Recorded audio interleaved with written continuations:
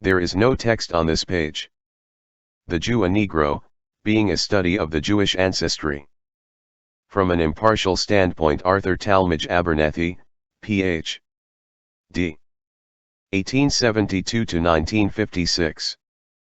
Originally published 1910. Contents. Preface. Discovery of fire. Races of mankind. How the Jews were named. Who the Semites are. Origin of man and the flood. Curse of Ham. Where Ham went after the deluge. Beginning of mankind. Language a test of relationship. Pro-Egyptian Jewish tendency. Intermarriage indubitable proof. Looseness of marriage laws of Jews. Earliest instances of intermarriage. Negroes and Egyptians similar. Did the Negroes know of America? Will the Jews control America? Degeneracy of the tropics. Was Christ a Jew? White men in olden times. Conclusion of the whole matter. Preface. This work must not be misinterpreted into an attack upon the Hebrew race. That its undeviating title may presuppose such a condition, the author feels certain, that the author intends to reflect the slightest personal or historical discredit upon this peculiar people he emphatically denies. It is the duty of history to chronicle events and incidents connecting with individuals or nationalities which create events without the slightest suggestion of favor, fear, or suspicion. Cicero, the Roman, said, "It is the first and fundamental law of history that it should neither dare to say anything that is false, nor fear to say anything that is true, nor give any just suspicion of favor or disaffection." What is written here is based on the author's unprejudiced researches among historians who have both favored and criticized the Jews as a race, and their principal historical characters as individuals. The Jew has had high place in the history of the world. He has figured in the military, political, social, religious enterprises of almost every country. He has been characteristically nomadic, going from place to place, and taking active part in the affairs of state everywhere, but building no kingdom of his own. From the earliest days of the race, when Menes, said by some to have been from the loins of Ham while accredited as the offspring of Shem by equally eminent historians, first occupied the throne of Egypt, to the days when Joseph formed the first money, stock, and land trust by effecting a corner on all the food products of Egypt's fertile country, and requiring of his Jewish brethren their lands, money, and, in many instances, their families as remuneration to Pharaoh. Even to the days of the modern Rothschilds, the Jews have been prominent in the conduct of state in nearly every nation. Abraham was everywhere counseling with the monarchs of nations through which he migrated, and he not infrequently found it to his advantage to juggle the truth, which he unhesitatingly did on 2 occasions to save himself from the unpleasantness of being put to death. We find Ezra, a scribe of Moses, exercising great authority under Cyrus when he was king of Persia. Daniel had already served uninterruptedly as Babylon's prime minister for the remarkable space of 65 years when Darius with his ally Cyrus destroyed the kingdom of Babylon and promoted Daniel to even higher place of state by making him chief of 3 presidents to whom he had distributed the government of his great empire. The history of Egypt began and ended with Hebrew blood in control, and we find the Jews vacillating between high place and the penitentiary in almost every instance.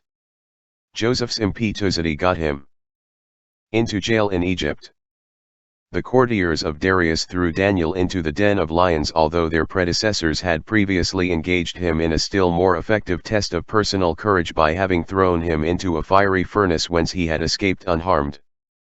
When Ahasuerus, ruler from India even to Ethiopia, with his 127 provinces was on his throne in Shushan, he grew a little too merry under the mellowing influences of his wine, feast, and commanded his voluptuous Vashti to appear before the company of princes he was dining, that they, too, might observe her ravishing charms.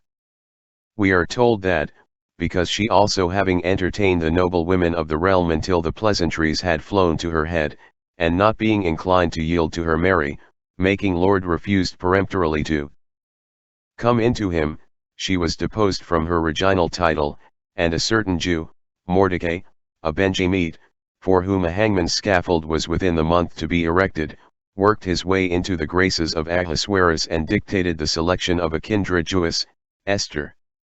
That this Jew accomplished his purposes with the characteristic Hebrew skill and diplomacy is evident from the haste with which the royal monarch forgot his beauteous Vashti, and speedily gave her things, and, as it is further said, the king loved Esther above all the women, which was a very unique compliment and distinction, as he had a splendid assortment always on hand and Vashti was regarded as incomparable in charms.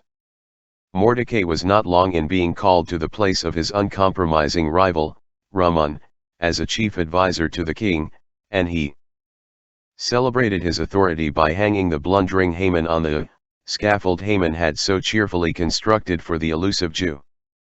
And so the history goes. For those who perceive a difference in the capabilities of the Negro as compared with the Jew, the author recommends a more extensive study of the conditions of the Negro than may be procured from observations of the American Negro alone. Indolence, shiftlessness, and their concurrent ill qualities are results of climatic conditions, not of traits of blood. Besides, the American Negro has but lately emerged from slavery. He has known only the soil, while his more fortunate kinsman, the Jew, has from his early nomadic disposition, acquired the languages and arts of the traveler and tradesman and has trafficked in merchandise where his wits have been more sharpened. What the author claims in this work is, not that the Jew is inferior, nor does he wish to impute to the Jewish race any of those objectionable traits claimed by the Caucasian to be found in the Negro type of humanity. Subjects of ethnology must be considered above racial prejudices. The ethnologist, like the laws which govern nature, must be no respecter of persons. Whatever may be the claim of pre-determined historians as to the Negro, we must consider him as a race rather than as an individual tribe or community. Besides, it is not a fair parallel to draw to study the Jew and the Negro in comparison alone with the American Negro. The best examples of the author's contention are found directly in northeastern Africa, where they have dwelt in their native originality and simplicity of custom, habits, etc. since the days when Ethiopians first governed imperial Egypt. The effort of the author is to prove herein, by evidence from history showing the intermingling of the Jewish race with those of other races, and these, in turn, with still other races, together forming a miscellaneous intermingling of racial affinities, that the Jew of to-day, as well as his ancestors in other times, is the kinsman and descendant of the Negro, holding the Negro's features and characteristics through the long years of racial transmutations. And, I might add, in spite of the Jewish intermarriages into other races, which fact is so thoroughly established by history. An impartial authority of international repute, one of the greatest in the world as an anthropologist and ethnologist, recently wrote. The author, as for the Jew, there is one man, Dr. Maurice Fishberg of New York, himself a Jew, who has been making a splendid study of his race, sociologically and ethnically. His articles appear mostly in Popular Science Monthly, edited by Professor J. McKean Cattell, of Columbia University. His conclusions as to racial affinities are startling but true and prove to be so. The Jew in physique is the same as the races among which he lives. He is broad-headed among broad-headed races, Russia, and long-headed among long-headed, Africa and Spain. There is no modern Jewish race. Intermarriage causes this, and the Jew type disappears if there ever was one.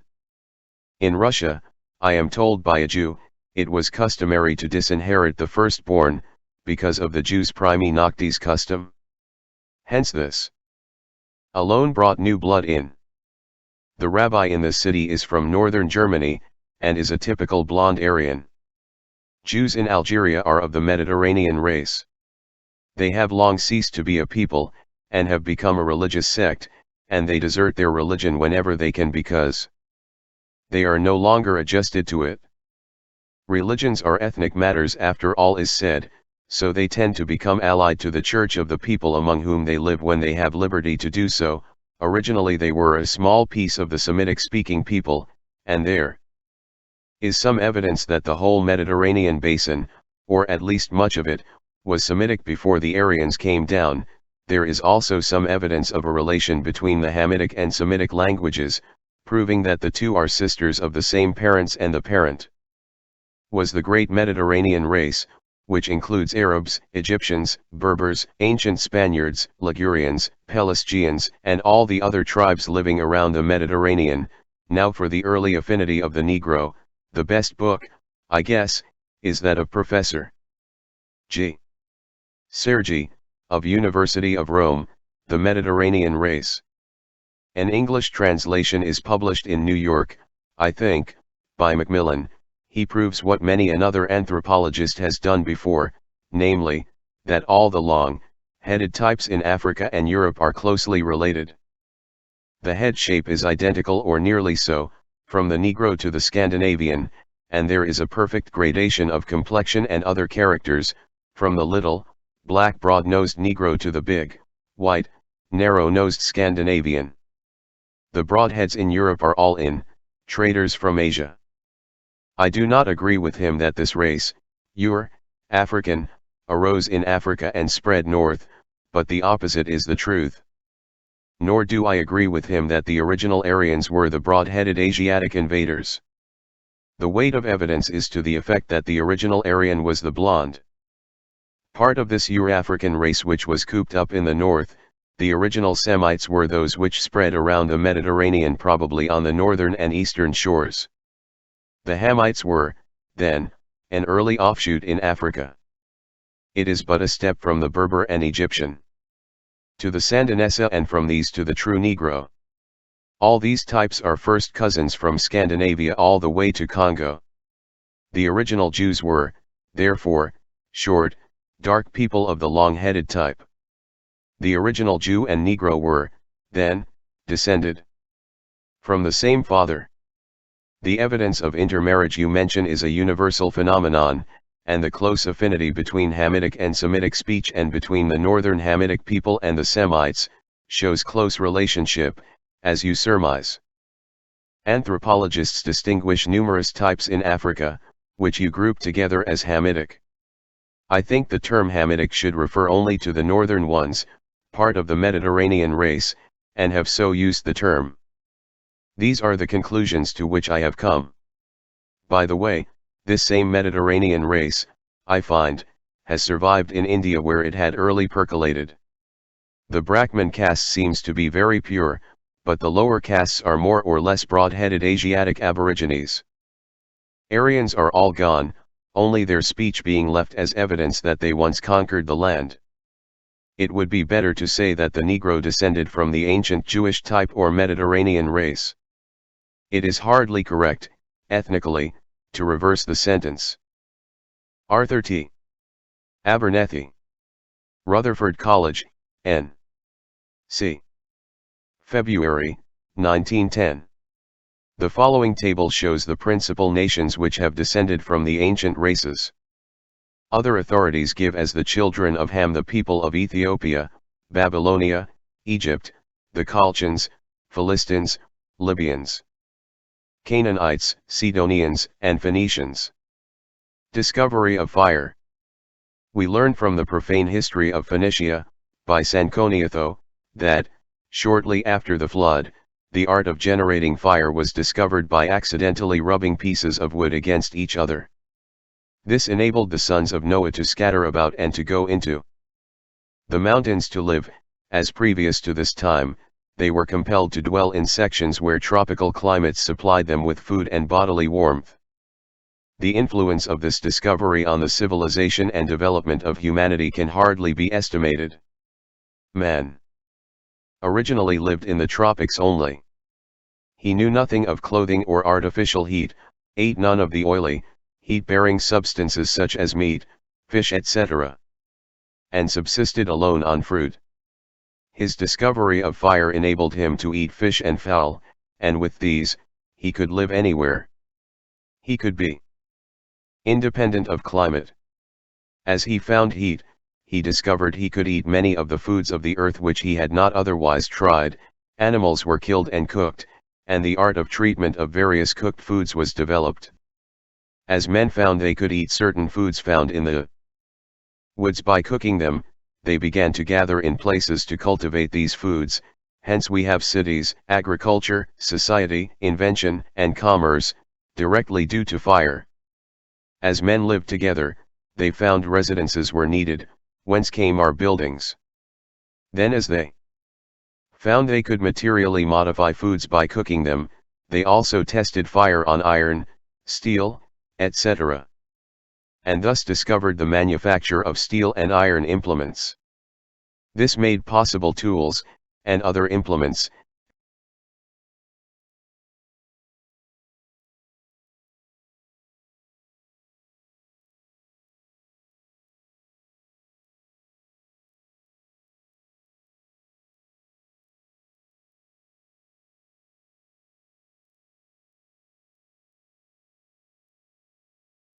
Found they could materially modify foods by cooking them, they also tested fire on iron, steel, etc. And thus discovered the manufacture of steel and iron implements.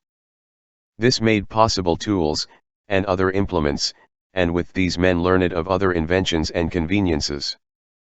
By steadily improving those they utilized. It was a step to discover that the application of personal attention to the growing grains improved their quality and quantity, and when men discovered they could make steel and iron pliable by heat, they shaped plows and other instruments which they used for the cultivation of the corn, wheat, and other products of the fields, and this gave farms, and as they needed more space, as the human family grew in numbers, they cleared off the land, and communities of interest brought farmers closer together until mutual societies were formed, social intercourse resulted, and mutual laws determined upon for protection and advantage. Hence, from the savagery of original lawlessness to the milder conditions of barbarity, and from that to civilization may be traced to the accidental discovery of fire. Races of mankind. One of America's most reputable authorities says that distinctions in form, color, and physiognomy divide the human species into three great types, or races, known as the black, Ethiopian or Negro, the yellow, Turanian or Mongolian, and the white, Caucasian. These races subdivided themselves into numerous families and peoples. We must not suppose each of these three types to be sharply marked off from the others. They shade into one another by insensible gradations. Thus, passing from the temperate regions of northern Africa to the tropical countries of the interior of that continent, we find the different tribes encountered exhibiting a chromatic scale that embraces all the shades of color. This is sufficient reply to those who claim the superiority of the Jews to the Negroes, because of their occasional lighter color. We know that those race characteristics to which we have referred, though capable of being greatly modified by climate and the varying conditions of life, are very persistent.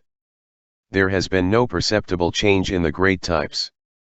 During historic times, the paintings upon the oldest Egyptian monuments show us that at the dawn of history, about 5,000 or 6,000 years ago, the principal races were as distinctly marked as now, each bearing its racial badge of color and physiognomy.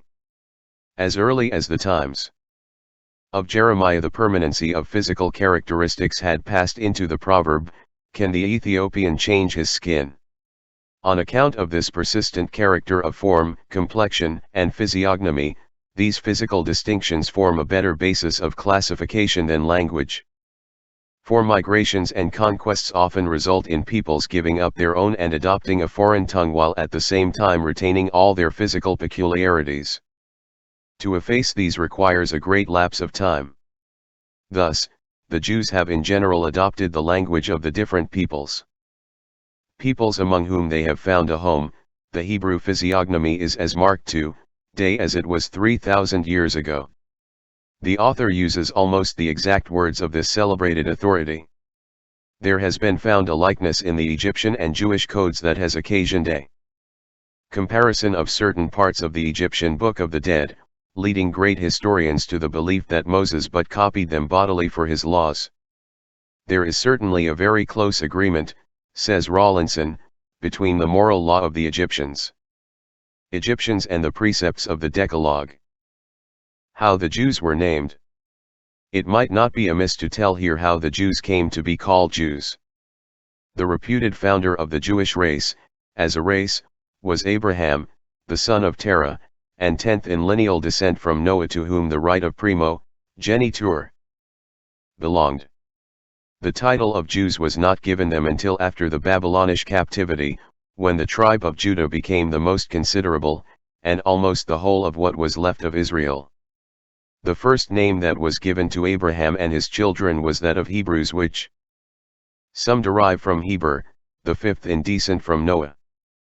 But it is hardly probable that Abraham would call himself by his name, rather than by that of any of his 10 predecessors, and the author is of the opinion that it was given him by the Canaanites because he came thither from the other side of the Euphrates, the word Heber signifying in the original the other side, whether of a river or any other thing.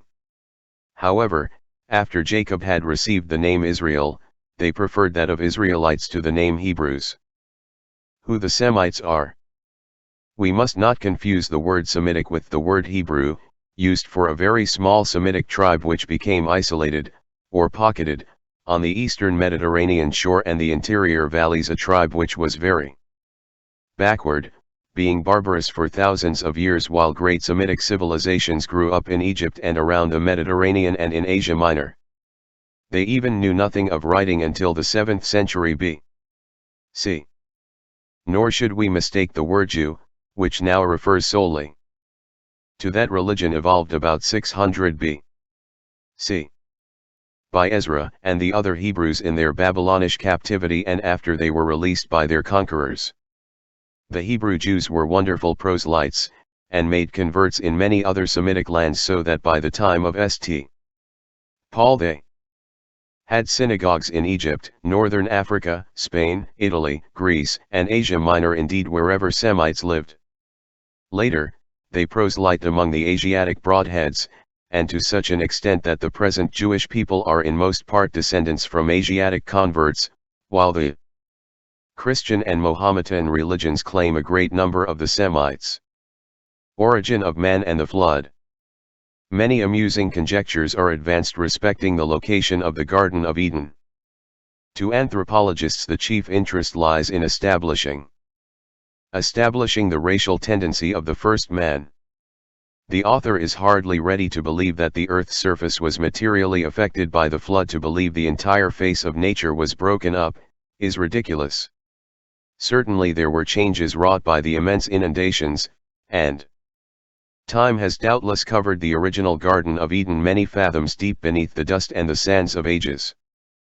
But, whatever may be our individual views, it is hardly probable the ark had floated very far away, considering its dimensions and its having no method of propulsion.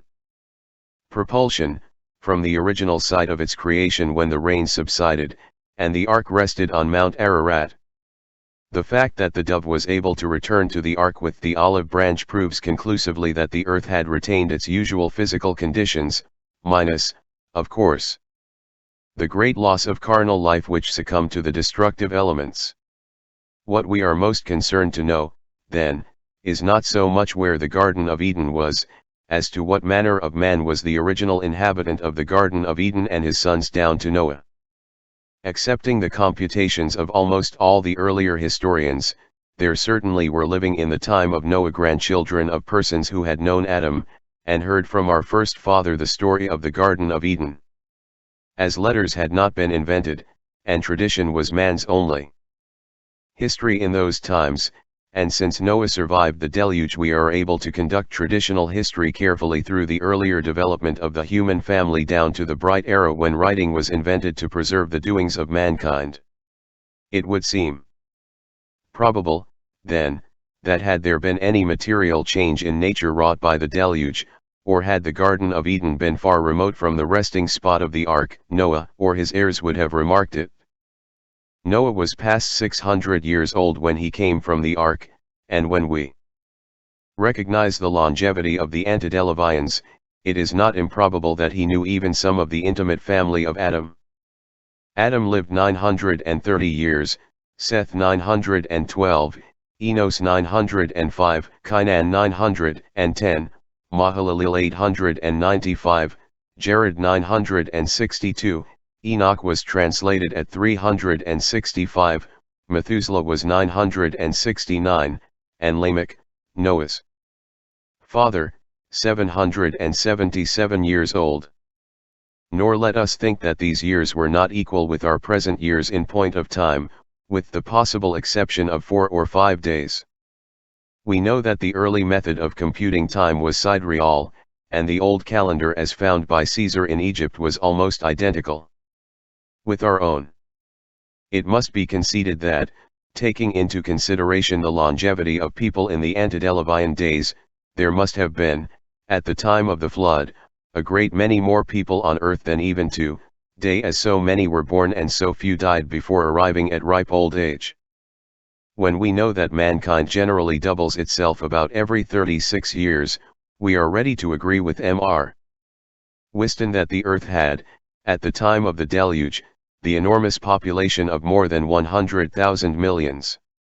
For the benefit of those students of longevity who may wish to pursue this phase more deeply, the author begs to introduce here the opinion of the ancient historians that the antediluvian year was in absolute space of time nearly equal to our present and ancient lunar one, and only about 10 days shorter, or to be precise, 10 days, 1 hour, and 28 minutes and 1/2 shorter than our present solar year, yet it contained 360 antediluvian days, which were equal to only 355 days, 4 hours, and about 20 minutes of our present days, the Earth's diurnal motion having been retarded, and our days consequently lengthened in that proportion partly by the quantity of foreign matter derived from the comet at the deluge, which God is believed to have sent to participate in the general physical upheaval which the earth underwent at that time. The Mosaic law distinguished 4 sorts of years, I. The civil, according to which all political matters were regulated, consisting of 12 solar, and afterwards lunar, months, 2. The sacred, which began in the month of Nisan, or March, which was the 7th of the civil year, and regulated the order of all their religious ceremonies, 3. The Sabbatic, or 7th year, and 4. The Jubilee or 50th year, which was kept at the end of 7 weeks of years. It is plain by the calculation which Moses gives of the days of the flood, see Genesis, chapters 7 and 8 and elsewhere, that the year consisted of 365 days, and consequently of 12 solar months, the last of which consisted of 35 days. It is probable, too, that Moses, having been brought up in Egypt, had learned that way of reckoning from them, because they are generally believed to have been the first inventors of it. The author does not agree with Scaliger and others after him who suppose that while this method of reckoning must have been that of the Israelites, still they had an intercalary month once in 6 score years, as the scriptures hint at no such intercalation or year of 13 months.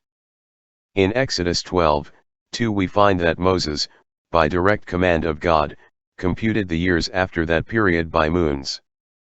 We know from Herodotus that the Egyptians, from their remarkable knowledge of astronomy, which he credits them to have perfected, adjusted the length of their year to the annual revolution of the sun, by adding to their 12 months of 30 days each 5 additional days and 6 hours, while the Greeks and Romans used the more rude and inconvenient form of lunar years, intercalating a month every 3rd year.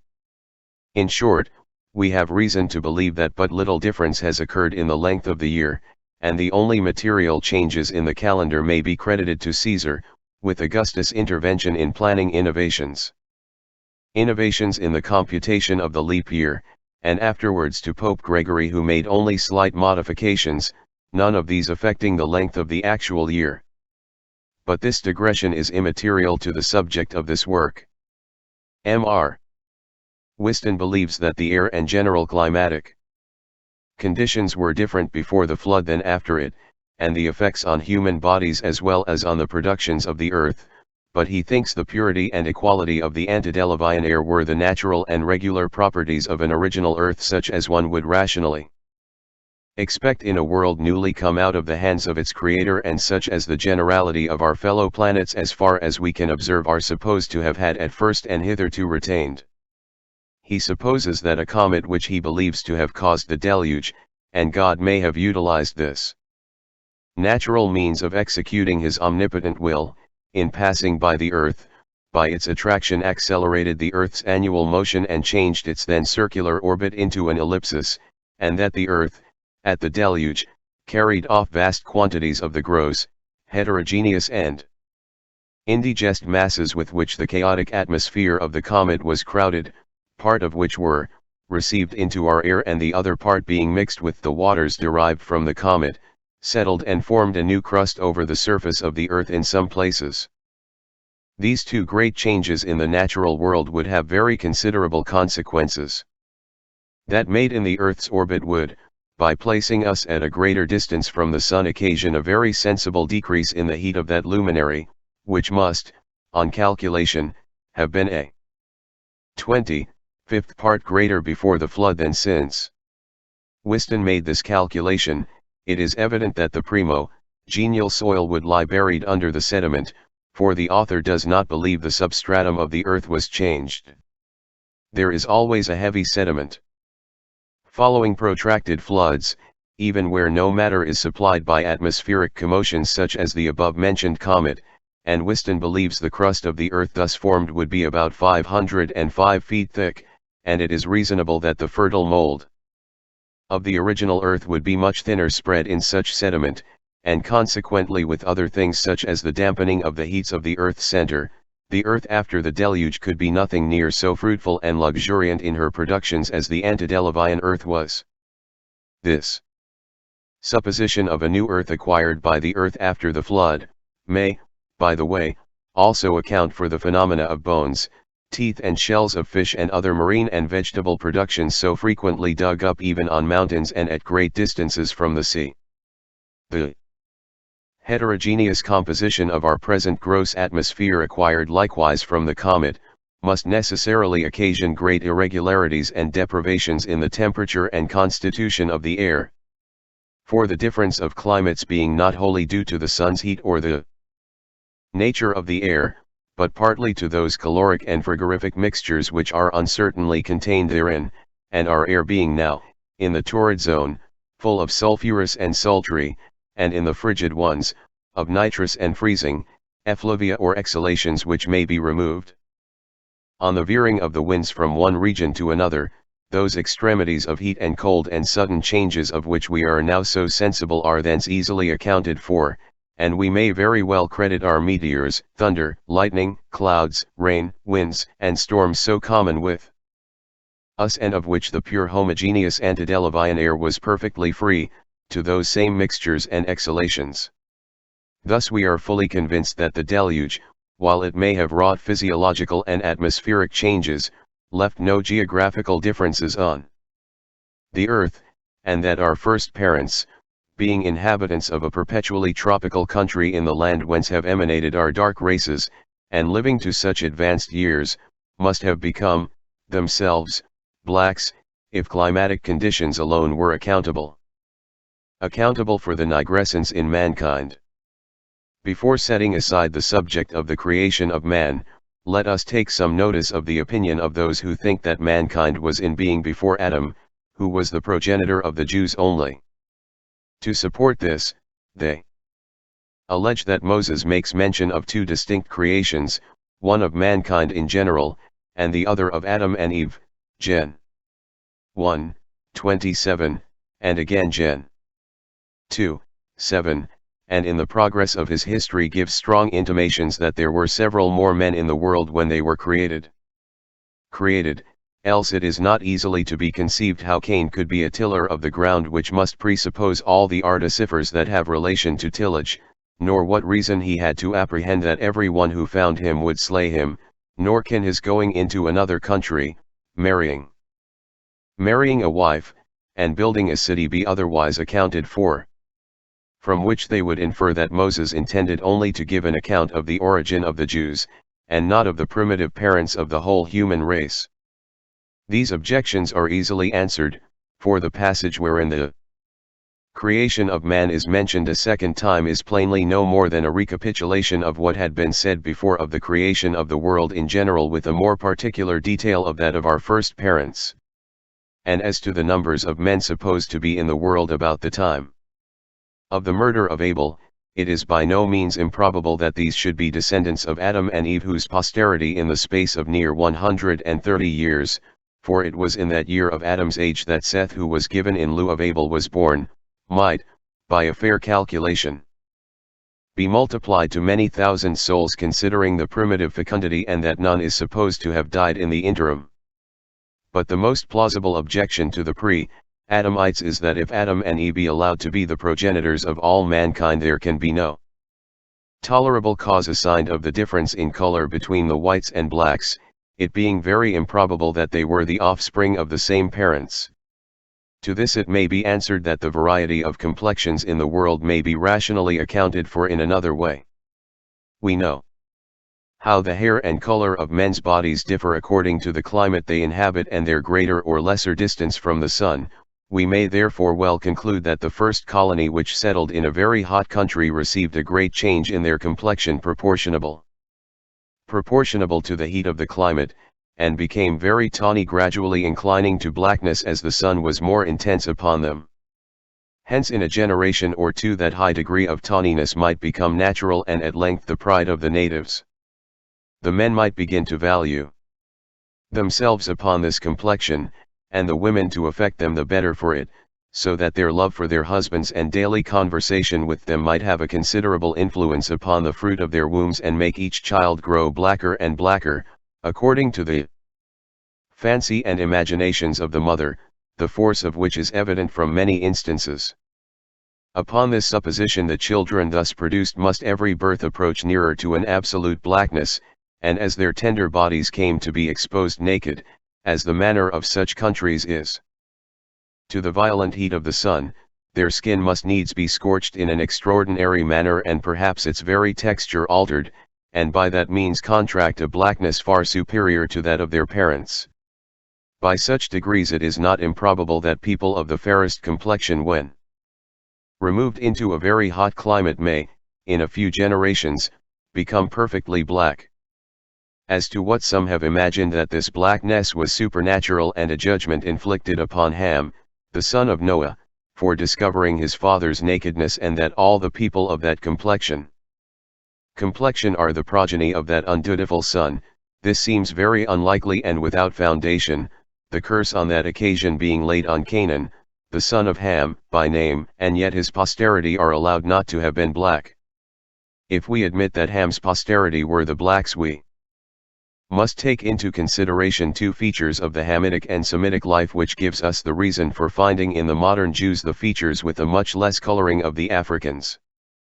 History shows that the Jews, while always a migratory race, spent their first years in Egypt and other parts of Africa, many being born there, and, as the author shows in this work, many the interbred descendants of the Hamitic and Semitic families.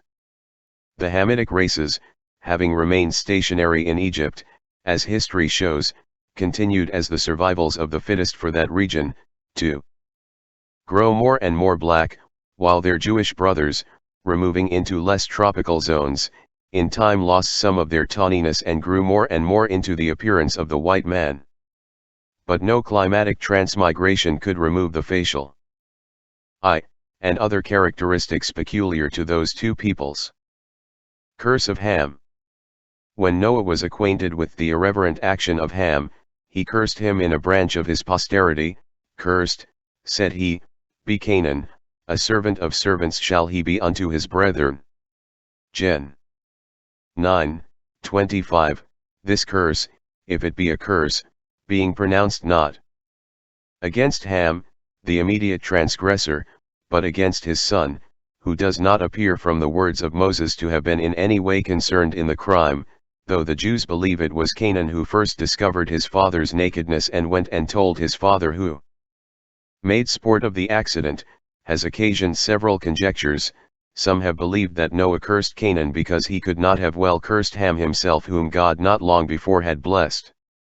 Other authorities claim that this curse was merely a prophecy that the sons of Japheth and Shem should have dominion over the sons of Ham. A learned author has affirmed, see Mead's works, that there has never yet been a son of Ham who has shaken a scepter over the head of Japheth. Shem has subdued Japheth, and Japheth has subdued Shem. But Ham never subdued either. However, this must be a mistake, if there be any truth in what the Egyptian histories relate of the actions of Sesostris and some others of their kings who have conquered the greatest part of Asia and Europe, and consequently may be said to have subdued both. Besides, we find the Israelites were long the slaves of Mizraim, or the Egyptians, and we see no reason why the shameful submission which Rehoboam, the son and successor of Solomon, made to Shishak, the Egyptian pharaoh, who, after taking all the strong cities of Judah, seems to have had Jerusalem delivered up to him without opposition to be spoiled with the temple, may not be deemed a servitude, it being expressly said that the Jews should be his servants. Ham also appears to have encroached upon Shem very early, for he seems to have driven the Shemites out of their first seats in Shinar, and everybody knows the Babylonians, who were Hamites, had a considerable share in the destruction of the Assyrian Empire. But a stronger instance than any of the preceding is the Babylonish captivity, in which the Jews themselves were the sufferers. Indeed, the very branch of Canaan seems to have had great success against Japheth, not only by the exploits of the Carthaginians, originally Canaanites, in Italy, but by their conquest in Spain, where Ham went after the deluge. Ham probably removed from Shinar. Supposing him to be the Cronus of Sanconiatho, he reigned in Phoenicia. According to others who make him to be the same with Menes, he must have settled in Egypt, which indeed in Scripture is often called the land of Ham. Cush, his eldest son, according to Josephus and the ancients, was the father of the Ethiopians who, he says, were in his time called Cushines not only by themselves but all Asia over. But it is not likely that if Mizraim and Canaan settled themselves in the land between him and Shinar, that his son Nimrod would be found erecting a monarchy so early in that country. It is more probable that he seated himself in the southeastern part of Babylonia and in the adjoining part of Sujanna, still called Khuzestan, or the country of Chuz, from whence his posterity in the succeeding generations might have passed into other countries. That part of Arabia near the Red Sea was named Cush appears from Scripture. Cushan and Midian are joined together as one, or neighboring people dwelling in tents. And in another place the Arabs are made to border on the Cushites, which, therefore, cannot be the Ethiopians, to which may be added other scriptural proofs. In a word, by Cush in Scriptures is always to be understood Arabia. As for those texts which are alleged to prove Cush is sometimes taken to mean Ethiopia, they may also be expounded of Arabia. Cush, according to the Arab and Persian traditions which name him Cuth, was king of the territory of Babel and resided in Erech, where there were 2 cities of his name, whence, among other reasons, Dr. Hyde is of the opinion that Cush reigned in Babylonia and that his descendants removed into Arabia. This has given occasion to those who suppose Cush to be Ethiopia to spread them all along the coast of Africa to the end of Mauritania. Those who place them in Arabia are divided about their situations. To follow, therefore, the rules we have laid down, we will suppose, ist, that Saba situated himself somewhere in the south of Chaldea or the Arabia Erech, because, second, his second brother Havilah's country lay there, abouts, watered by the Pison. Third, Sabta's seat perhaps lay more to the south, where we find a city called Saptha by Ptolemy not far from the Persian Gulf, and another named Sabbatha, lower down in Arabia Felix, which comes much nearer Sabta. Fourth, Ramah or Regma may find a place more southward still, about a city called Regama by Ptolemy in the same gulf. Some moderns mention a city not far from it called Baden, which Dr. Wells does not doubt was the residence of his son Dedan. Though others will have Ramah and both his sons, Sheba as well as Dedan, to people the parts adjacent to the Red Sea. They conclude Dedan to have been near Edom because Ezekiel joins them together, as Ramah must have been near Sheba, being mentioned as joint traders to Tyre in spices, by the same prophet, Ezekiel 27:22, and elsewhere Sheba or Seba are joined as neighbors though distinguished as different kingdoms. They seem to have possessed a larger part of Arabia, for Pliny observes that the Sabaean nations inhabited from sea to sea, i.e. from the Arabian to the Persian Gulf. A late writer supposes Sheba lived on the borders of the land of Midian, and gave name to the country whose queen in after ages went to visit Solomon. But the Arabs say the country of Sheba lies a great way more to the south in Yemen, or, as we call it, Arabia Felix near the Indian Sea, the chief city of which was formerly Saba, now called Naird. And it must be confessed this seems to be the country of Sheba mentioned in scripture, for frankincense grows thereabouts. 5th, Sabcha has puzzled all the geographers to assign his quarters. Bachart, not finding a place in Arabia which bore any resemblance to the name, passes over to Carmania in Persia and presses the city Samides into the service, observing that M and B are often changed, the one for the other, by the Arabs and their neighbors.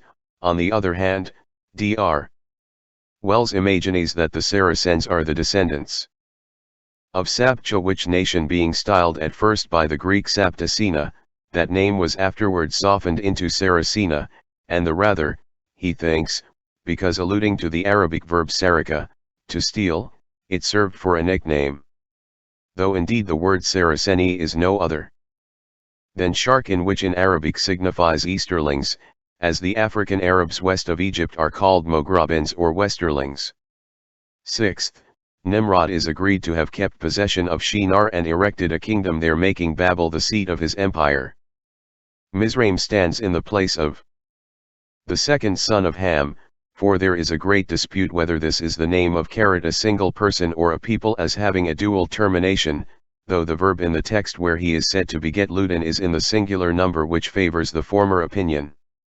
It is plain that the names of Ludin and all the rest of his descendants are plural. As to the nations descended from Mizraim, first, the Ludim are judged to be the people above Egypt called by the Greeks Ethiopians, and at present Abyssinians. Bachart endeavors to prove it by no less than 10 arguments. We rarely hear them called otherwise in scripture than Lud, either from the name of their founder or their country. In one passage of scripture Lud are called a mixed people, in others they are said to be very skillful in drawing the bow, which the Ethiopians are famous for, and in 2 of the above-mentioned passages Lud is joined with Cush and Phut, as are the Ludins elsewhere with the Egyptians, from which it may be inferred they were all neighboring people. The Anamim are thought by Bachart to be the Ammonians, of inhabitants of that part of Libya where stood the temple of Jupiter Ammon, descended, according to Herodotus, partly from the Egyptians and partly from the Ethiopians. The Lehabim are supposed to be the same with the Ludim who, with the Sukkims and Cushites, came out of Mizraim, or Egypt, with Shishak, to invade Judea. These therefore, may not improbably be judged to be the Libyans of Cyrenaica, or proper Libya, in Egypt. And thus the author might speak of the settlements effected by the Naphthuhim, Pathruzim, Cashluhim, Philistim, whom we know to have first settled Egypt before going into Canaan, Caphtorim, etc. Authors are not agreed about the country where Phut, the third son of Ham, settled himself. Bachart says that Mizraim and Phut divided Africa between them. We find Cush, Lud, and Phut among the nations, who, according to Jeremiah's prophecy, were to overrun Egypt, as Nebuchadnezzar afterwards did, which looks as if Phut's quarters lay somewhere between Cush and Babylon. The posterity of Canaan, viz., Sidon, Hate, the Jebusites, Amorites, Girgashites, Hivites, Archites, Semites, Arvadites, Zermarites, and Hamathites, undoubtedly settled in Phoenicia. This last statement should be well borne in mind in considering the table given at the first of this book. Beginning of mankind. It is impossible to know the source of the human race, since the spot of creation and the Garden of Eden is shrouded in mystery and doubt. If we accept the scholarly view of the greatest historians of Europe who studied this matter under the tutelage of the great Duke of Marlborough in the 15th century, we find the most probable location of the Garden of Eden at the junction of the Euphrates and Tigris rivers. If we knew positively of what terrestrial section Adam was an inhabitant, it would be easier to ascertain the original physical attributes and relationships of the human race, and hence whether he were a Negro or a man of white skin. We do know that the description of his clothing indicates that Adam lived in a tropical country, and to believe that all the insects, animals, and creatures of animal life in existence today were represented either in Eden or preserved of their kind in the ark is preposterous. They have, many of them, been evolved by the processes of intergeneration and crossing just as we today are able to create new kinds of flowers, plants, and the like. See the references to the first cooked food, elsewhere in this work. This would indicate that mankind originally dwelt in the tropics where fruits were plentiful and no requirements of warmth to the body were essential. But we are more concerned about the positive creation of the different races after the deluge, if we are to accept the Mosaic account as correct. This seems to us the most plausible, aside from any claims to its inspiration. The author has seen fit elsewhere to introduce a very extended account of the deluge in order to set forth what he believes to be the most natural evidences of all that is claimed in the Mosaic accounts. We are positively assured from the account of the deluge that the human race had its second beginning in the survival of Noah and his 3 sons. It would require volumes upon volumes to enter upon any scientific dissertation upon the various interchanges to which mankind may have been subjected until we have reached our present remarkable condition of humanity, in which we find from the same original head, the sole man Noah, so many differing species of man. While we may offer scholarly excuses for pigmentations that make one man black and another brown, and still another yellow and yet another white, we are at loss to account for any extraneous influences which could perpetrate or affect such directly racial peculiarities as are visible in the almond eyes of the Chinese, the curly hair of the Negro, the straight hair of the Chinaman, both of whom have undergone very nearly similar atmospheric and physical exposures. Besides, it must be plainly denied and repudiated as demonstrated fact to the contrary that climate is entirely responsible for the fact of the Negro's darkness or the Caucasian's blondness. It has been clearly shown that the Negro who has not intermarried has retained his intense darkness, even in the temperate zones, and the best refutation of this old-time theory is found in the Eskimo who, although for at least 500 years resident in the Arctic region, and that where the sun only shines 6 months during a full year, still remains black.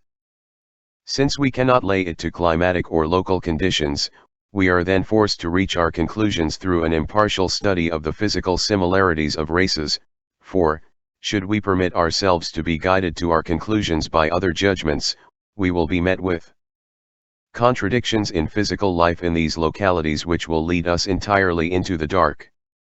A study of the monuments and other delineations of ancient personages clearly demonstrates that the thick lip, peculiar bone formations, and general similarities found in nationalities, but peculiar to certain races alone, are not matters of locality but of racial relationship.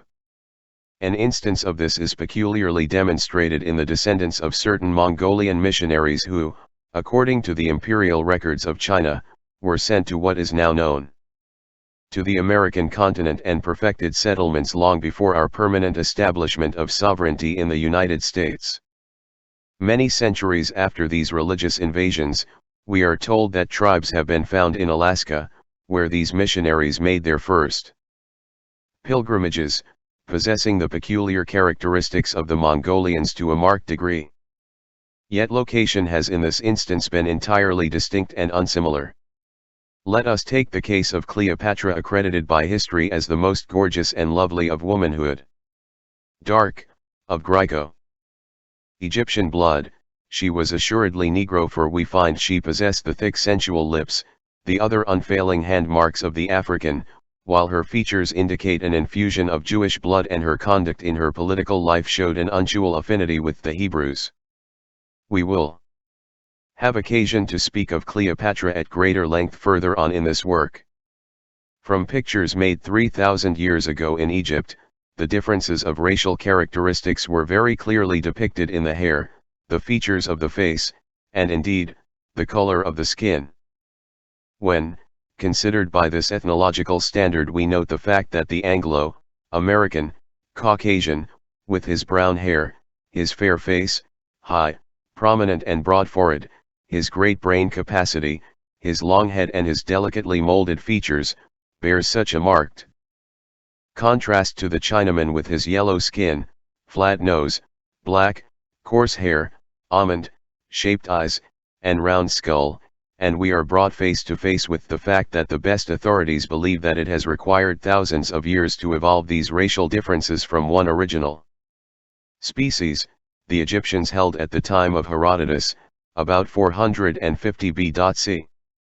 That man had been in existence 25,000 years, we are forced to recognize the still remaining strikingly similar racial characteristics of the Jewish and Negro types in their eyes, hair, forehead, thick, sensual lips, and the peculiar formations of their fingernails, and we wonder at the little differences wrought in all those long periods, notwithstanding the migrations of the Hebrew race. Studies of Jew and Negro portraits tell their own story best. They have been selected from Negroes and Jews of the higher order, and without regard to location of the subject selected.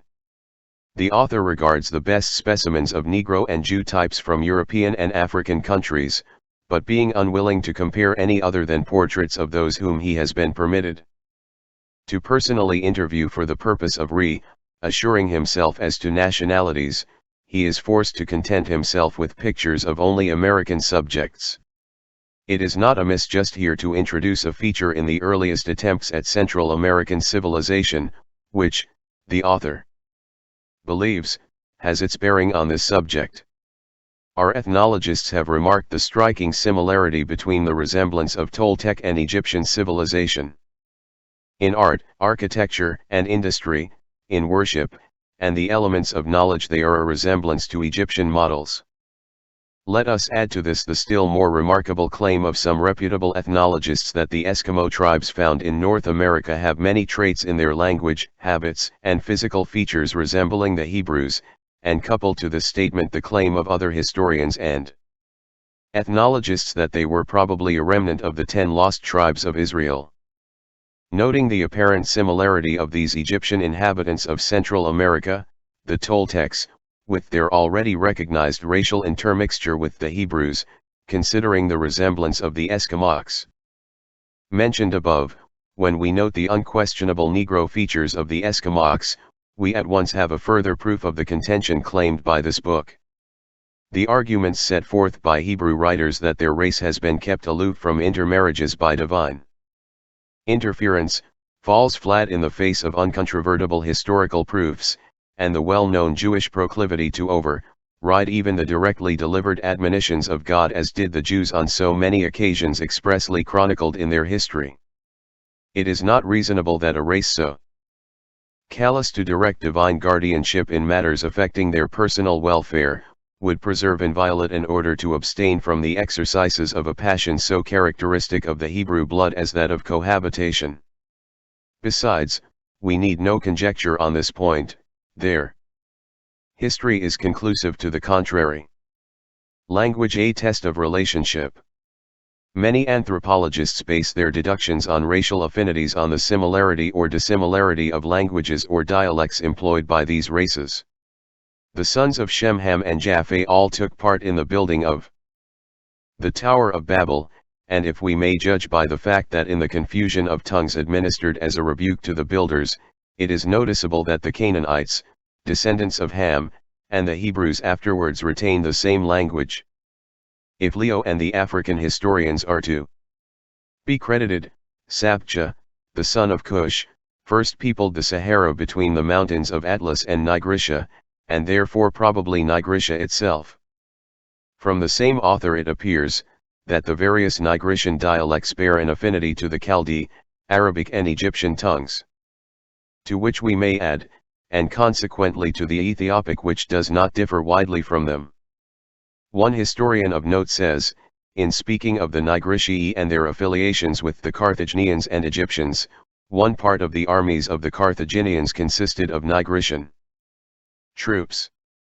They used scythe chariots in their wars and were armed after the manner of the western Ethiopians, with bows and arrows of the same make. This same author then plunges into an extensive anthropological account, and concludes with the statement, this evinces that the Negroes, or blacks, held an early correspondence with the ancient Mauritanians, Numidians, and Carthaginians. Taking a part of Africa as an object for consideration, in a country of so vast an extent as Ethiopia, inhabited by various nations, it is natural to suppose that no small variety of languages, at least of dialects, must have prevailed. The most ancient of these was undoubtedly that called the Ethiopic, into which the Holy Scripture was formerly translated, and in which all the books of the Abbas signs, both sacred and profane, are written. Some authors have informed us that this language nearly resembles the Chaldee, but according to Ludolphius, who spent over 60 years in the study of it, it bears as great an affinity to the Hebrew and Syriac and approaches nearer still to the Arabic, from which, to him, it seems immediately to be derived.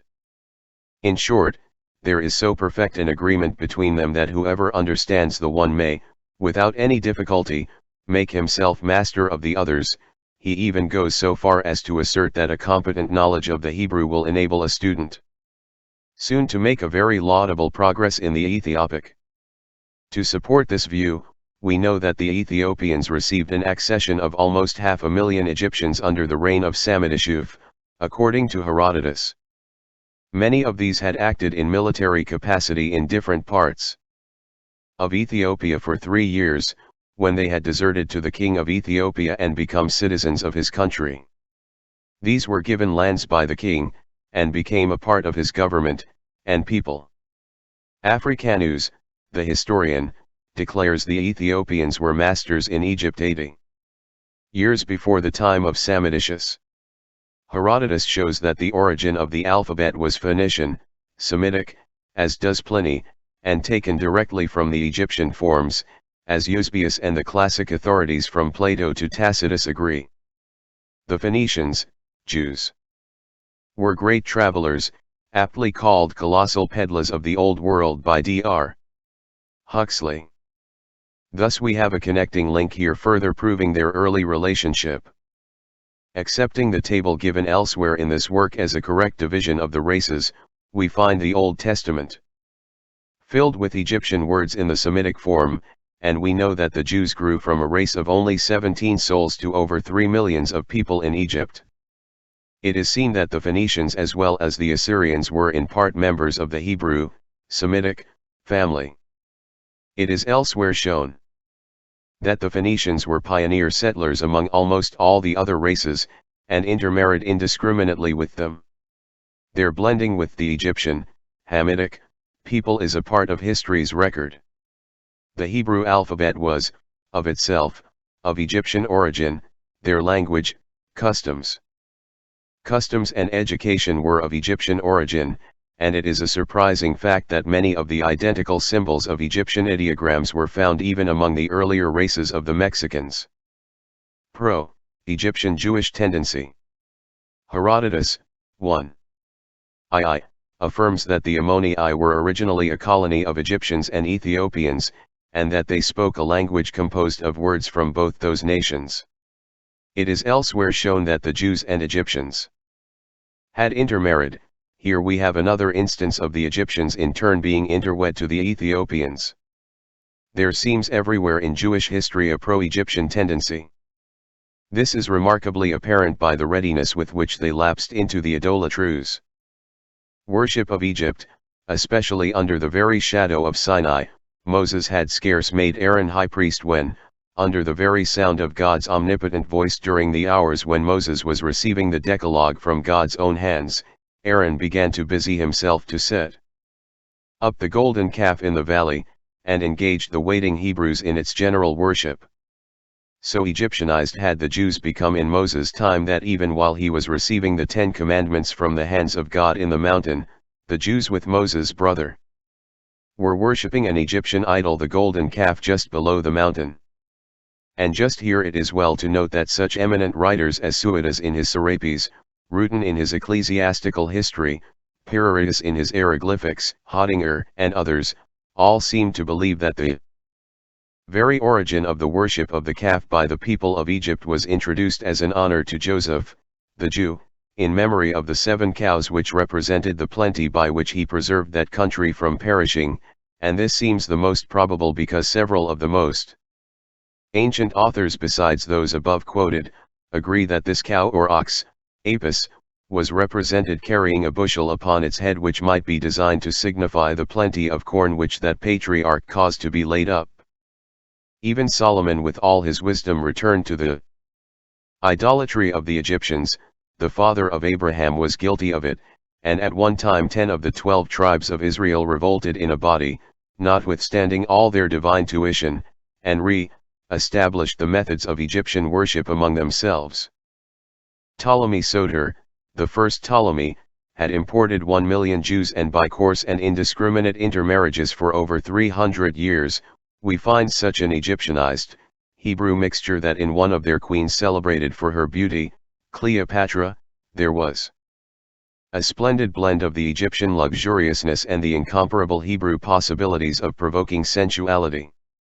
After Ptolemy VI, there was, as we know, a break in the Egyptian line and an indiscriminate and irregular form of government which came again into the garish light by the illuminating festivities of this beautiful Cleopatra, daughter of Alls. Plutarch denies that she was so beautiful, but declares that she possessed the art of wit and entertainment to perfection. The principal generals and soldiers of Cleopatra were Jews, and Ananias the Jew was one of her head generals. Cleopatra's pro-Jewish sentiments are remarked in history. With all her possessions, her prevailing ambition was to be known as Mistress of Judea. She begged this of Alexander, and later of Herod, and finally of Anthony, that splendid, genial-souled Prince of Sunshine who was the most magnificent specimen of manhood Rome ever produced and whose heart was too magnanimous for his head. Anthony could not withstand the delicate coquetries of this histrionic genius, and he gave over to Cleopatra absolutely the sovereignty of Jericho, the richest, pleasantest and most fertile of all the territory of Judea.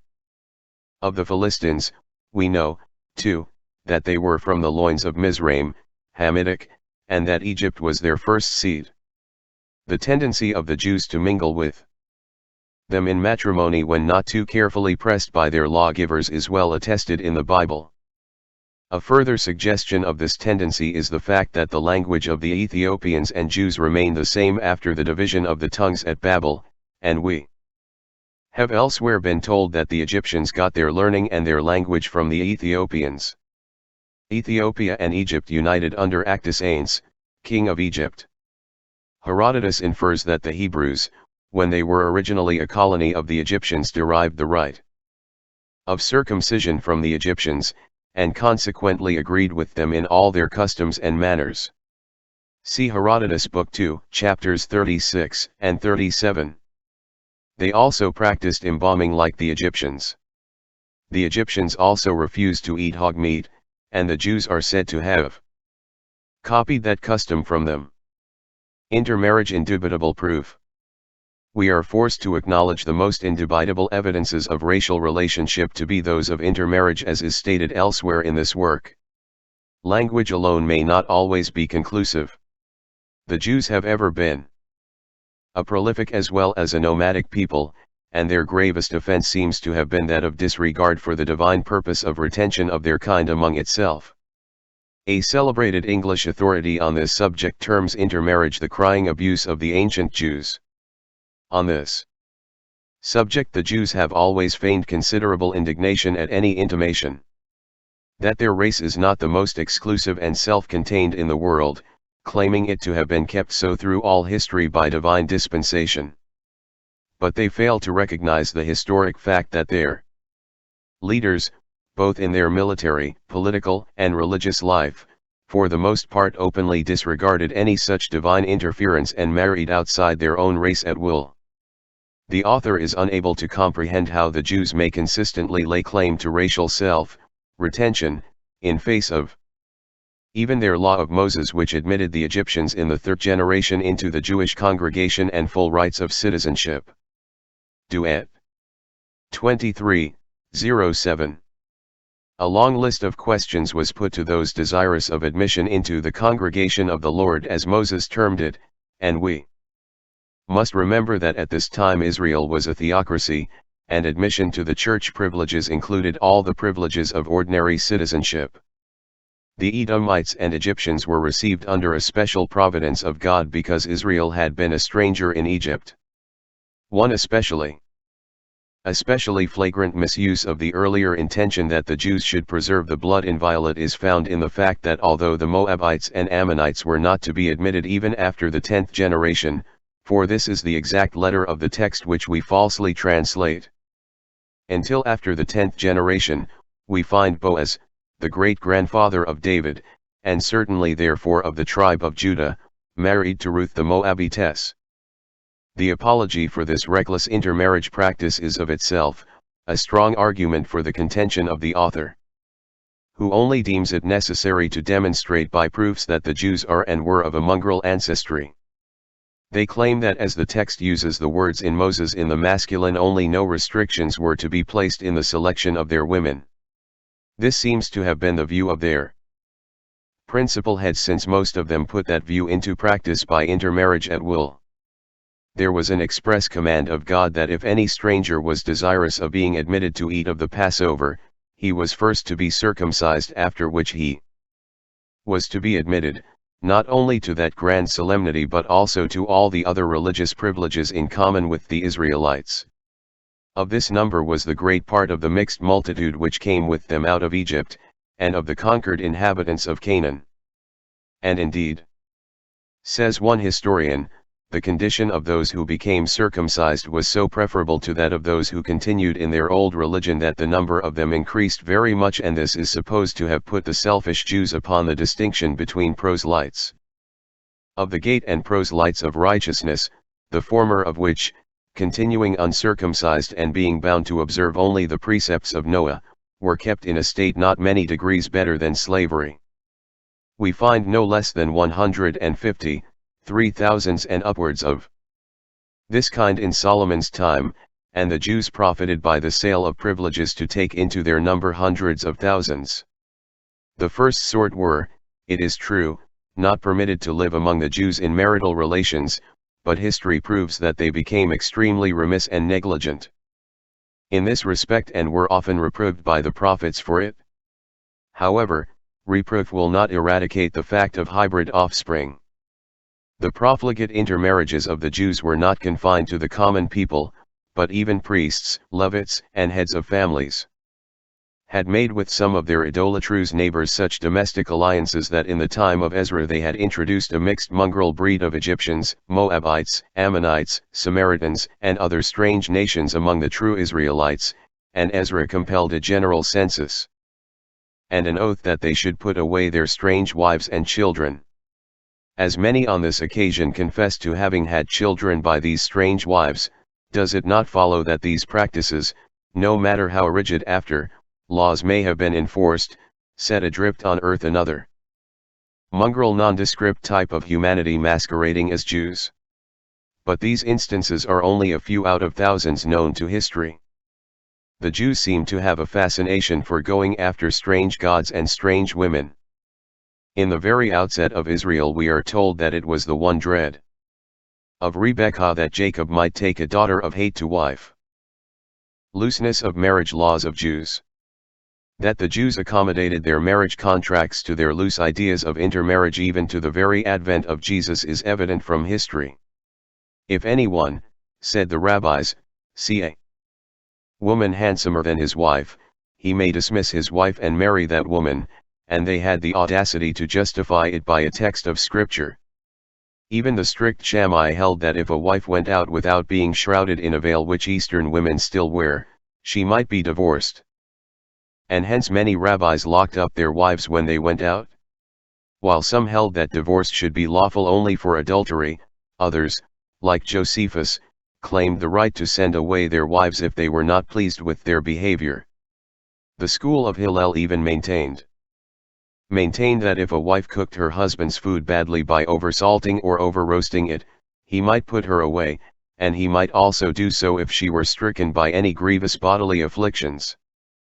The facility of divorce among the Jews had indeed become so great a scandal even among their heathen neighbors that the rabbis were fain to boast of it as a privilege granted to Israel and not to other nations. Earliest instances of intermarriage. The beginning of mankind, as we have already stated,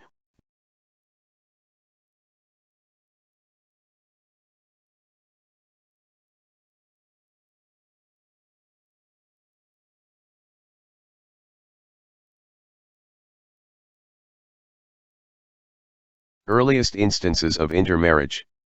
The beginning of mankind, as we have already stated, was from three men, Shem, Ham, and Japheth.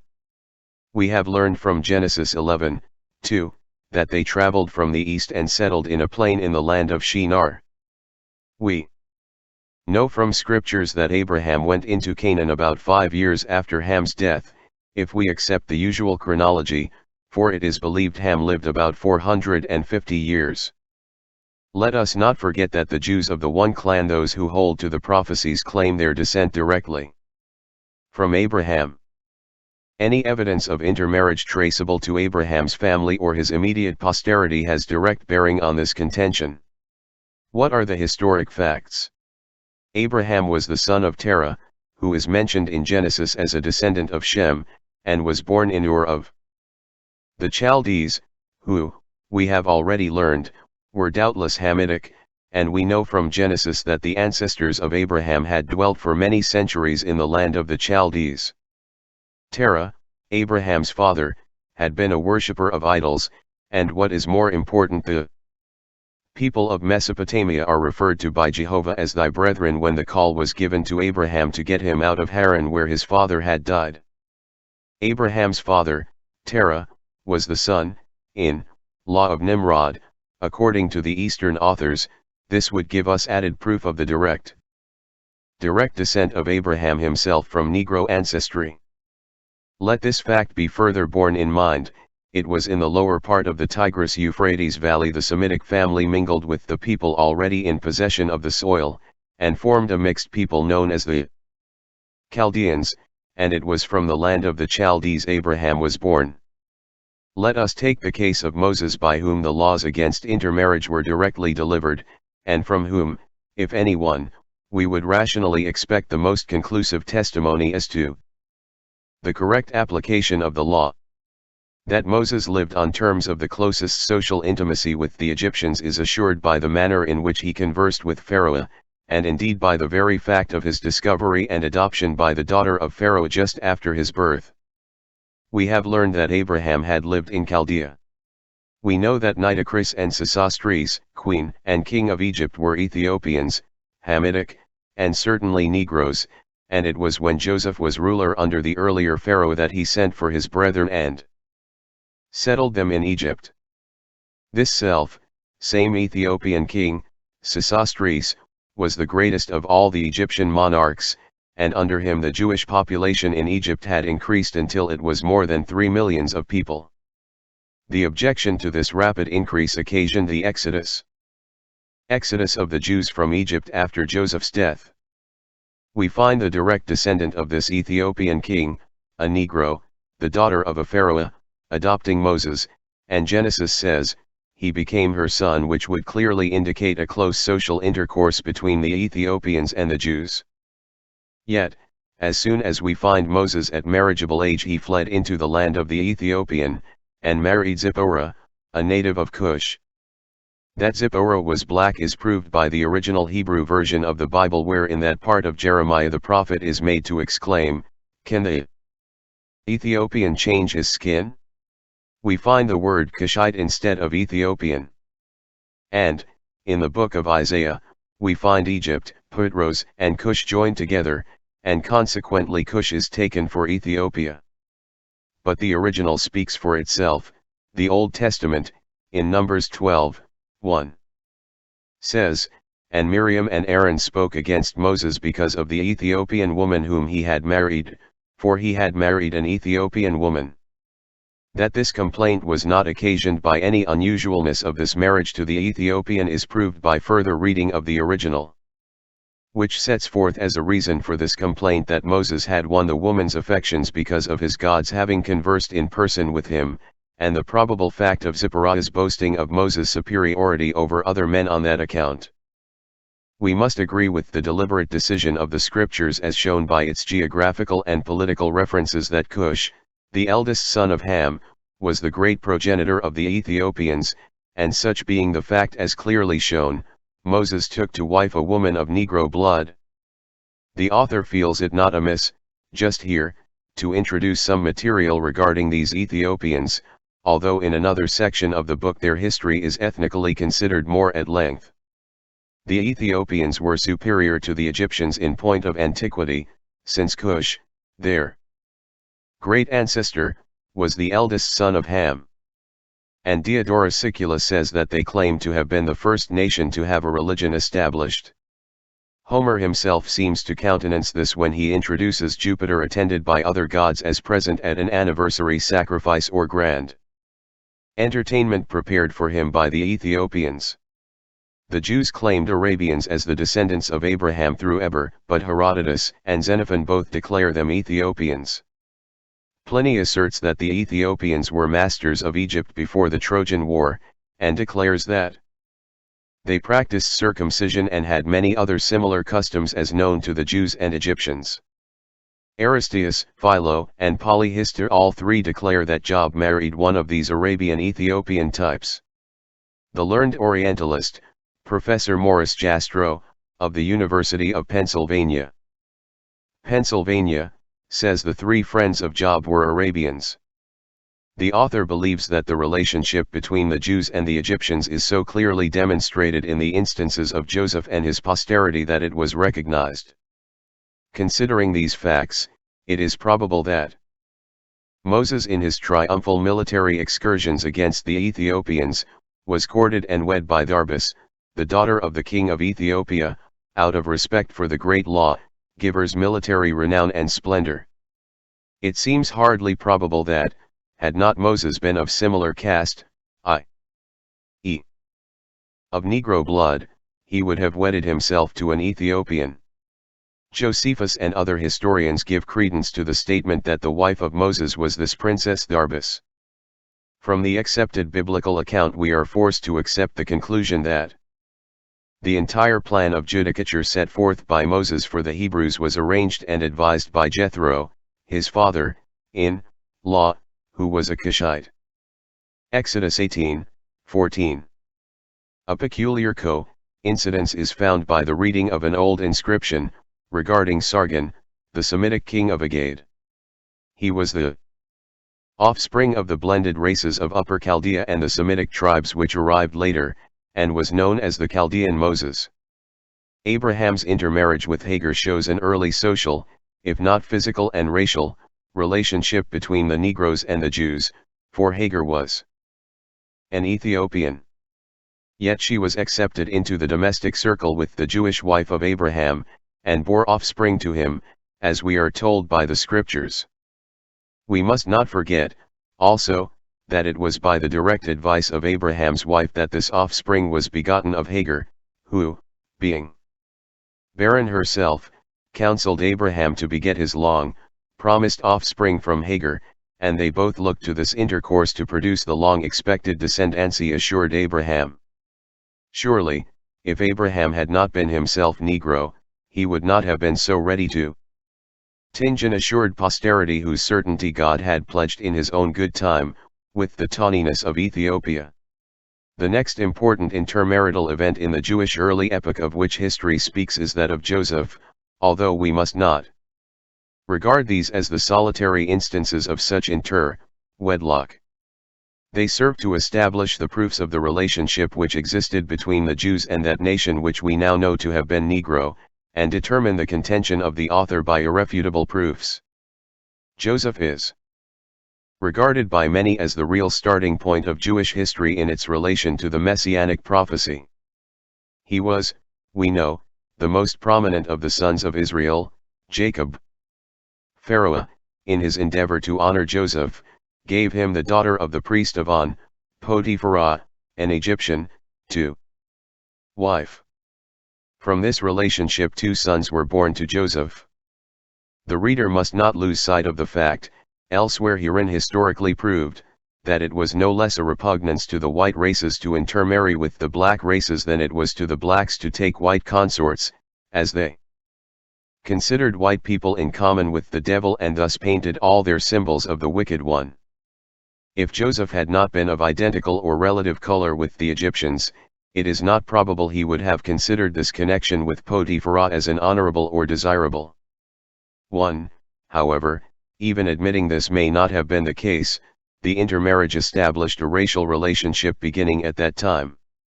Jacob, Israel, publicly recognized the 2 sons born to Joseph from his Egyptian wedlock, and proclaimed them as his own children, thus conferring on them the right to be known as Israelites. And now thy sons, Ephraim and Manasseh, which were born unto thee in the land of Egypt before I came unto thee into Egypt, are mine as Reuben and Simeon, they shall be mine. Genesis 48:05. They thus became a part of the Israelitish race, and founders of 2 of the 12 tribes of Israel. To further pursue this phase of the subject, let us take into consideration the wording of Jacob's dying blessing, in which he used the remarkable language to Joseph whom he called the shepherd and the stone of Israel, and added that he was a fruitful bough whose branches run over the wall. We find that the oldest Hebrew authority, the book of Job, discovers Job dwelling in Uz, the neighboring boundary of Canaan, and the Jews themselves claim Job to have been king and high priest of Idumea.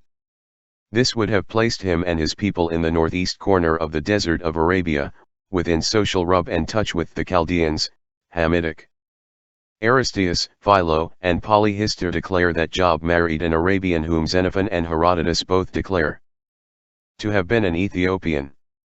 As we find Job in no military excursions, and must recognize his reign as a peaceful one, and he was in fellowship with the Shuhites, the Temanites, and the Namathites, 3 of whom the Bible calls Job's friends, and as we are informed by history that the people of the land of Idumea, Edom, openly fought with the Israelites, we are brought up to the conclusion that they had become estranged from the Hebrew policy and were in such friendly relationship with their Chaldean and other Hamitic neighbors as intermarriage alone would suggest. The Jews in Egypt caught their plans and intermingled and intermarried at will with the Egyptians. It is known that the Jews even in their earliest military career married among the Canaanites. They were visited, so we learn from Holy Writ, with pestilence upon pestilence. Therefore, it is universally allowed that the Phoenicians were Canaanites by descent. The Carthaginians, Numidians, Mauritanians, Gaechalians, Melanogaechalians, and Ethiopians were Africans, and Phoenician merchants took wives among them and led their families into intermarriage. Philistus, of Syracuse, a writer of good authority who lived over 350 years before Christ, relates the first traces of Carthage were owing to Zarus and Charchedon, 2 Tyrians, or Phoenicians, 30 years before the destruction of Troy, according to Eusebius. Here we seem to have a direct introduction of Jewish blood into Africa. Continuing the subject of intermarriage from the study of the principal individuals of Jewish history, David's example has special significance here. Let us bear in mind that David was the direct descendant of Rahab the harlot, who, having saved the spies, was afterwards taken safely into the Israelites' faith and married to Salmon the son of Nahshon, and the great-grandfather of David. This same Rahab was the mother of Boaz, and was a Canaanite. Canaanite, as we know. The author might add, however, that the Hebrew word zona means an innkeeper rather than a harlot, and it is probable Rahab was merely the keeper of a public hotel rather than a house of ill repute. In this connection, a stronger instance of reckless disregard for the Hebrew law against intermarriage may be mentioned. Ruth, notwithstanding she was a Moabitess, was taken to wife by Boaz, although his father was a priest of Judah, and the law expressly forbade marriage to a Moabitess even to the 10th generation.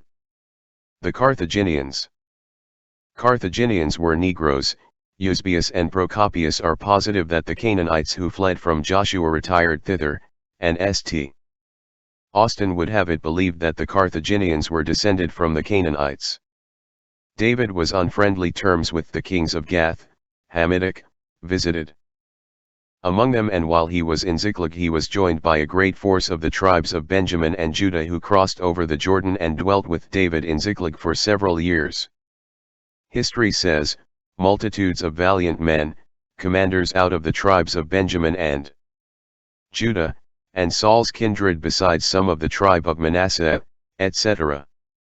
Bear in mind that the Amalekites came up at this time and carried away all their women, children, cattle, and all the plunder of the place, for repeopling their families, just previously spoiled by David, and it is not likely they would have feasted for 2 days and nights as they did without having had intercourse with the women of the Israelites whom they had captured for this purpose, as is very evident. It was some time before David overtook them, and as their custom was to kill all the women and children outright, which they did not do in this instance, they were intent on retaining them for the re-establishment of their own nation. Although these were afterward rescued, it was not until after violence had been done their womenfolk by the Amalekites. The Amalekites were descendants from Esau by his concubine Timnah, and therefore Hamitic. 4, Genesis 36, Esau took his wife of the daughters of Canaan, and his concubine likewise. As conquerors had the privilege of intercourse with their female captives, we must conclude that this military excursion produced a blended race. The Arabian historians go even further and reckon Amalek a descendant of Ham. It might be well to remember, just here, that the modern Arabians, especially those who are Mohammedans, still practice circumcision as it was done in their most ancient days. Josephus seems to believe David's marriage to Maacah, the daughter of Tolma, king of Geshur, was a marriage outside the Semitic fold. David had 2 children at least by her.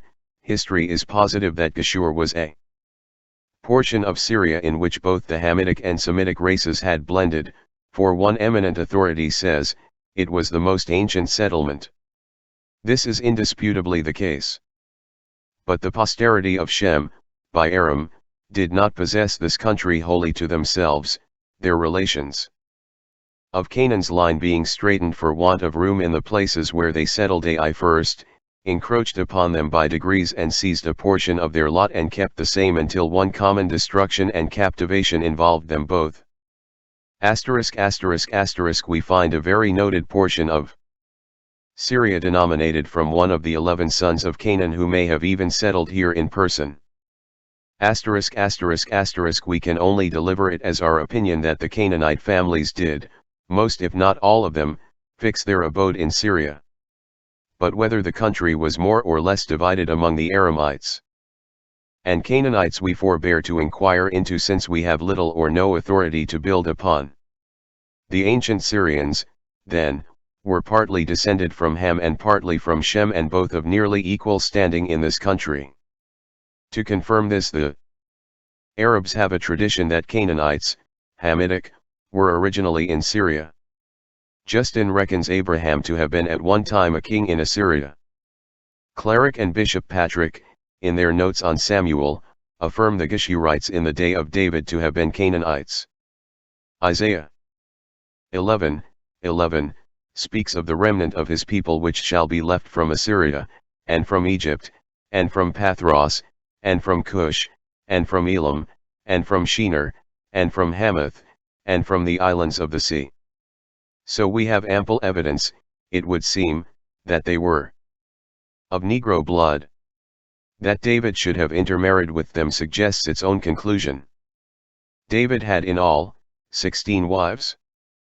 It would seem that Solomon, the wisest of all the ancients or moderns, and the direct son and successor of David, would have been more careful of the regal line than to have broken into the irrefragable customs of monarchy to marry out of their prescribed and legally ordered circles. Whatever the religious scruples of monarchy, or whatever may be monarchy's peculiar weaknesses of dissipation, the ceremonies of wedlock have ever been their chief concern when it may affect the regal line, and they have hesitated to marry out of their circle. Yet Solomon married the daughter of Pharaoh, king of Egypt, and this gives us another instance which supplies evidence of the relationship existing between the Egyptians, Hamitic, and the Jews even in so late a day as that of Solomon.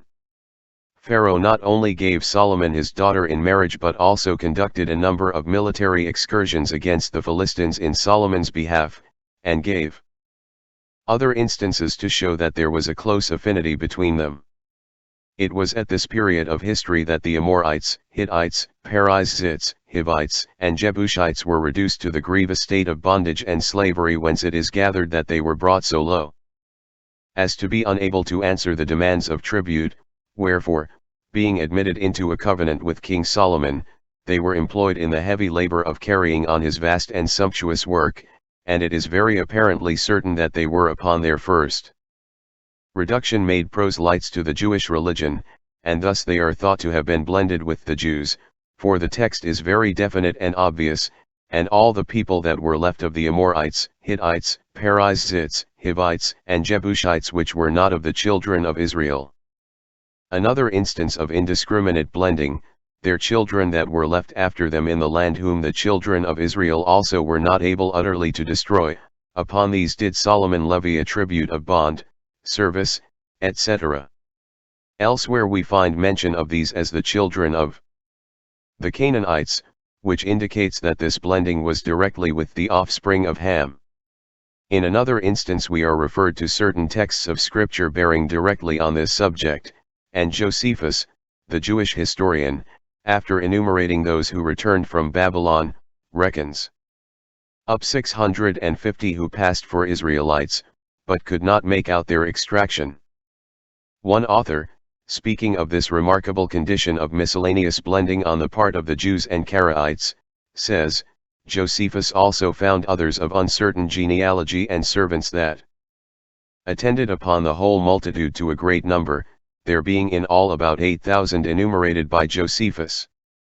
But this number is still too small, as these were in all probability Canaanites, but the far greatest part of the better sort were blended with the Jews so intricately that there was no distinguishing between the pretensions of each, and moreover multitudes had remained behind in the place of their captivity. In this he means multitudes of those who had blended with the Jews, as he explains elsewhere. The Abbasides are firmly persuaded that the celebrated Queen of Sheba who had an interview with Solomon, reigned over the proper Ethiopia.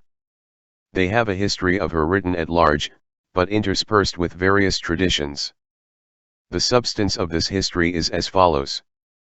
Makeda, for according to them that was her name, receiving an account from Tamar an Ethiopian merchant, took a journey to Jerusalem to know the truth of this report. She was attended by a great train of her prime nobility and carried with her a variety of most magnificent presents. After she had been instructed at Jerusalem in the worship of the true God, she returned home and within the space of a year brought forth a son begotten by Solomon, who named him David, but he was called by his mother and her subjects Menelech or Menilahek. Menilahek, that is, another self. He received his education at Solomon's court, and was accompanied home by many doctors of the law and Israelites of distinction and particularly Azariah, the son of Tzadok the high priest. By the assistance of these Hebrew attendants, he established the religion professed by his father in Ethiopia where it continued until that kingdom embraced Christianity. The Arabs and Abbas signs have given the princess above mentioned, several names, as Makeda, Belkis, Baucis or Bulkis, Neghestinazab, i.e. Queen of the South, as we find her styled by our Savior and the Ethiopic version, etc. The Abbas signs pretend that their kings are descended in a right line from Menelik, and even most of the noble families in that part of Ethiopia at this day trace their respective pedigrees up to Solomon. This, then, seems to have been the prevailing sin of the Jews' intermarriage. As early as Ezra's time, 400 B.C. he was forced by the appearance of so many degenerates, mongrels, and the like among the Jews, to set about to the execution of a drastic edict peremptorily divorcing as many of the offenders as he could secure both from their wives and families. Here we find the Jews marrying Egyptians, Moabites, Samaritans, Ammonites, and those strange nationalities which had emigrated across from Ethiopia, allured by the inviting opportunities for acquisition and conquest afforded by a closer contact with the Egyptian people. This revolution on the part of Ezra was nothing less than a farce, however, for the people gave their hands to put away such wives, but the story ends, Ezra 10:19, with an acknowledgement that some of them already had children by these strange wives, and even the putting away of them could not destroy the fact of the existence of those already begotten mongrel descendancies. Besides, it is hardly to be expected that the mere formality of giving their hands would be esteemed an inviolable oath by the Jews who had so flagrantly misused the truth and personal obligation in their past history. Even Hosea 10:04 does not hesitate to say of Israel, "They have spoken words, swearing falsely in making a covenant." If there be any doubt as to the futility of Ezra's efforts to stop this interwedlock abuse of the Jews, it is dispelled a little later by the marriage of Esther, a Jewess, to Ahasuerus, king from India even to Ethiopia, as is mentioned in the preface. Negroes and Egyptians similar. From Frontinus it is evident that the Carthaginians had Melanogaechalian or Nigritian troops in their service before the time of Gelon, and consequently that they had some knowledge of the blacks more than 500 years before the birth of Christ. There are several coins in existence given us by antiquity with a Negro's head upon them, and they are explained away in this manner. One of these coins was as late as the last century in the fine cabinet of the Earl of Pembroke, and another was in the cabinet of the Reverend M.R. Wise, a learned and revered gentleman who held the position of Custos Archivorum and Fellow of Trinity College in the University of Oxford. His coin was found in Tripoli. These coins would indicate not only a close business relationship between the Negroes and the Carthaginians, but as well a social intercourse, as these coins were doubtless struck, historians believe, as memorials of some festival occasions in the Negroes' country in honor of their neighbors. It is the remarkable consensus of opinion of more than 50 of the most noted historians of the English and Latin-speaking world that the ancient Egyptians, among whom the Jews intermarried, were exactly in physical appearances similar to our present-day Negroes. The author quotes from their report on this subject, after having devoted considerable time to an exhaustive investigation of the matter under the tutelage of the Duke of Marlborough during the early part of the 18th century, it appears from some of the most perfect Egyptian mummies now remaining that the features of the ancient Egyptians much resembled those of the present-day Negroes, which is a proof that the latter must have been originally nearly related to the former.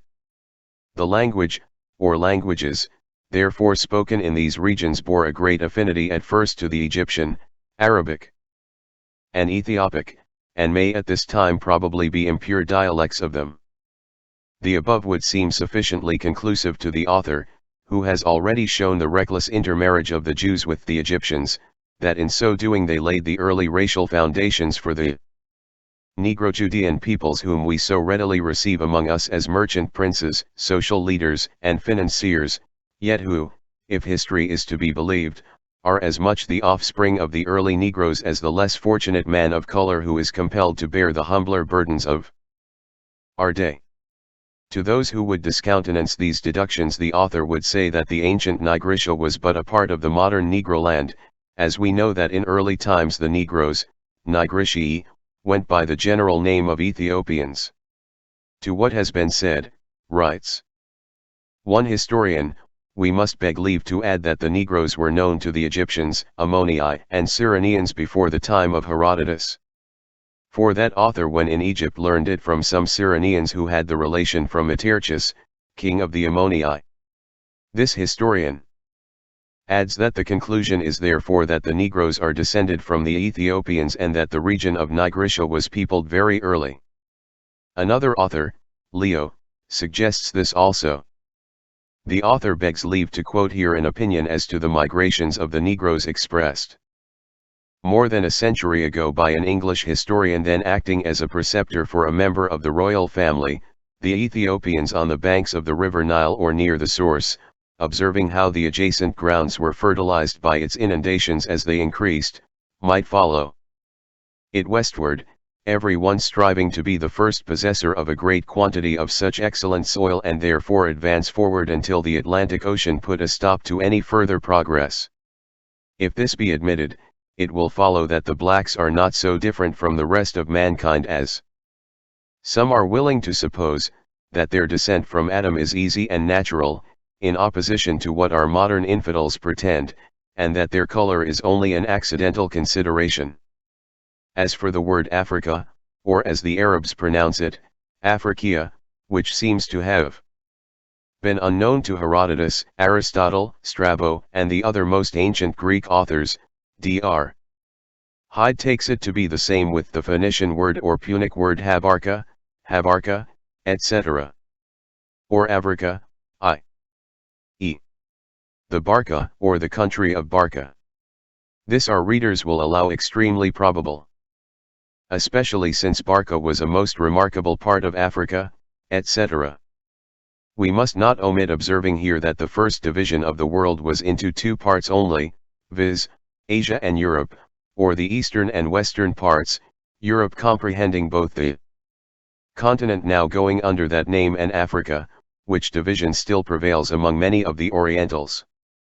This may not only be inferred from a variety of authors, but likewise from the words Europe and Asia themselves, the former importing Occidental or Western, and the latter half. When that vast region now called Africa was first considered as a distinct part of the world, cannot be determined, nor whether Europe and Africa were ever joined together by an isthmus uniting Spain and Mauritania, as the author is led to believe and as some authors suggest, claiming this isthmus was later destroyed either by design of man or the visitation of an earthquake. Did the Negroes know of America? Diodorus Siculus tells us that the Phoenicians in early times sailed beyond Hercules's pillars along the African coast, and there meeting with storms and tempests, were carried to the remotest parts of the ocean, and after many days came to a vast island at a great distance from Libya, and lying very far west. The Phoenicians informed the Carthaginians of this place, the Carthaginians prohibited other nations from settling in it, they reserving it for themselves as a place of retirement, if they should ever be driven from their native soil. Aelian brings Silenus expressly asserting to Midas that there was a vast continent beyond Europe, Asia, and Africa which ought to be considered as islands surrounded by the ocean. These and other passages that might be extracted from the ancients induced the learned Perizonius to conclude that the inhabitants of the Old World had some faint knowledge of America derived to them either from the Egyptian and Carthaginian traditions, or from the figure of the earth which was not unknown to them. Can we conclude from this that the Egyptians sent of their people so early into the American continent and that our aboriginal inhabitants removed from the environments of invention, civilization, and culture to which they had been accustomed in Egypt, and brought into the wild freedom of America's vast woods lapsed into that fierce barbarity for which the original Indian is known to history? So eminent an authority as M.R. Whiston declared the American Indians to have been of Jewish descent, and asserts that they were here as early as the days of Moses. Another authority found among them a knowledge of the flood corresponding to the Mosaic description, which would have favorable bearing on the general belief that the Aborigines were descended from the Jewish race, although drifted back into their Nimrodian barbarity. The Queen of Sheba, Menilahek, is known to have borne children to Solomon, one of whom ascending on the throne of Sheba, introduced Solomon's religion. Josephus, Origen, St. Austin, Hugo Grotius, and other equally learned historians have placed this celebrated princess in Ethiopia. The kingdom of Abbasia certainly seems, according to our Saviour's description, to answer better the Queen of Sheba's country as being more to the south of, and more remote from, Judea than Arabia, where some writers fix it. A distinguished writer says, "It appears from Scripture that some persons of distinction among the proper Ethiopians were of the same religion with the Jews, or nearly so, in the apostolic age, since Queen Candace's treasurer, baptized by Philip, went with an offering to Jerusalem to worship God there and was not unacquainted with the writers of the Old Testament, which cannot, we apprehend, be said with so much propriety of the Arabians." This seems to us a sort of proof that the Mosaic law was held to be of divine institution in Meroe and the other parts of Ethiopia, dependent on it even a considerable time before the birth of our Savior, if not as early as the age of Solomon, and consequently adds some weight to the arguments of those writers who have asserted that the Queen of Sheba came out of Ethiopia.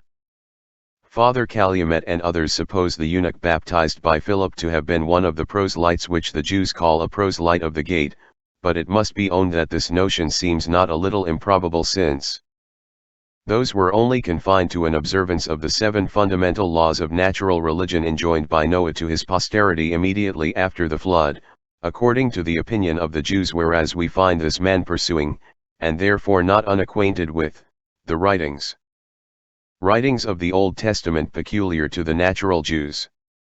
Besides, that a treasurer or prime minister of the Queen of Ethiopia should take so long a journey as that from Meroe to Jerusalem purely to worship God and offer an oblation to him there seems very strange if he were such a mongrel, convert as the proselytes of the gate were, who, for the most part, if not always, resided in Judea. It is therefore much more probable, especially as scarce any instance can be produced of so eminent a personage's being ever found among the residing proselytes above mentioned, who were, generally speaking, people of no figure, much less of one who exposed himself to the various dangers of so long a journey merely to worship God at Jerusalem, that this Ethiopian had been trained up in a religion not very different from that of the Jews. Indeed, as he was a person of such power and authority at the Ethiopian court, it can by no means be deemed unlikely that the established religion of Meroe at that time pretty nearly resembled the Jewish, as the Ethiopians agreed with the Egyptians in most of their laws, their splendid funerals, deification of their princes, the several colleges of priests, circumcision, and in short most of their sacred and civil institutions. It is highly probable that the same arts, sciences, and learning, as well as religion, prevailed among both nations. According to Diodorus Siculus, the laws of Ethiopia agreed in substance with those of Egypt. This, continues the same author, the Ethiopians accounted for by asserting that Egypt was first peopled by colonies drawn out of their country. Indeed, Diodorus Siculus asserts that not only the same kind of statues but likewise the hieroglyphic figures and characters were used in Egypt and Ethiopia, since it is generally allowed that those were the repositories of the Egyptian wisdom and literature, and that there was a great affinity between the Egyptians and Ethiopians in most points of importance seems to have been the general sentiment of the Romans as well as the Greeks, as implied by Festus when he calls them Aegyptini. Homer also celebrates their wisdom and religion when he makes Jupiter and the rest of the gods attend their entertainments. That they even were instructed in several branches of literature by Moses himself, who was learned in all the wisdom of the Egyptians, may be collected from Artopanus in Eusebius, Josephus, and others. Diodorus relates that the Egyptians learned the custom of deifying their kings from the Ethiopians, and, according to him, the Egyptians derive statuary and even their letters themselves, from the same source. This author also observes that the Egyptian and Ethiopian priests as well as kings wore caps wreathed around with serpents called asps, by which was intimated that every person guilty of treason would as surely suffer death as if he had been bitten by that poisonous animal. There will be those who claim that these people were not of the Negro type as we are accustomed to recognize. Recognize the application of the term. According to various authors, the proper ancient Ethiopians were, for the most part, perfectly black as we find their posterity at this day, though some particular cantons were white, called by Pliny white Ethiopians. It is probable they were pleased with their natural color and preferred it to those of other nations. Some writers affirm the children of the present Abbassides are terrified at the sight of an European as much as the English people are at that of a Negro, and that they paint the devil white in order to ridicule all complexions of, or bordering on, that color. Others relate that in some provinces of Abbasia the people are an olive color, that in general they are born white with a black spot upon their navel, which in a short time after their birth spreads over their whole body, and that being transported into Europe they become white at the second or third generation.